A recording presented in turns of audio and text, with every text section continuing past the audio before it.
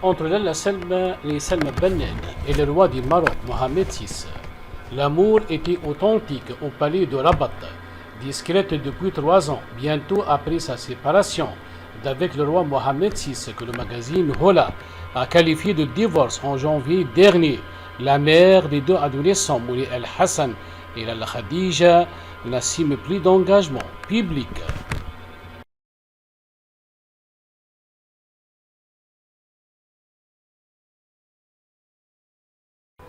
Tout commence au sein du groupe Omnium Nord-Africa en 2000, où Lalla Salma rencontre son futur époux roi au cours de son stage dans l'entreprise. 2 ans plus tard, le couple officialise leur union devant Dieu et devant le peuple marocain tout émis. Le mariage de Lalla Salma est manifestement inédit. C'était le mariage d'une fille du peuple, la preuve que ce même peuple avait une place dans la royauté. Ici d'une famille modeste, qui lui a néanmoins assuré une éducation exemplaire. Lalla grandit avec son grand-mère dans un quartier populaire de Rabat. Personne ne s'attendait à ce qu'elle épouse un jour le roi du Maroc, seule princesse et conjointe d'un monarque marocain à avoir le titre d'Altesse royale.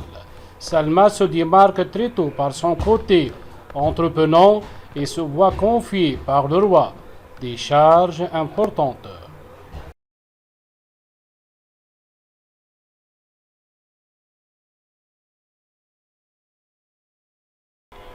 Lalla Salma a su arracher son titre de première dame, titre jamais porté par la femme d'un roi au Maroc, contrairement à ses prédécesseurs.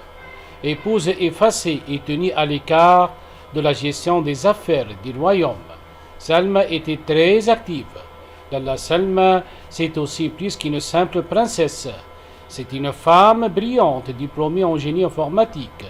C'est la présidente d'une association pour la lutte contre le cancer qu'elle fonde en 2006. Enfin, c'est une ambassadrice de l'Organisation mondiale de la santé, origine et cause de la séparation. Une chose est sûre, le roi et la princesse sont séparés. Même la petite Lalla Khadija, qui a besoin de ses 2 parents à ses côtés, n'a pas pu sauver la relation amoureuse du couple royal. Une rupture dans là où les causes restent à ce jour dans le secret des dieux. Ni le roi Mohamed VI, ni la princesse Lalla Salma, ni un proche, encore moins le cabinet royal, n'ont donné de détails à ce sujet, malgré les nombreuses spéculations. C'est tout un mystère autour de l'éclatement d'un couple jadis, modèle en Afrique et même dans le monde.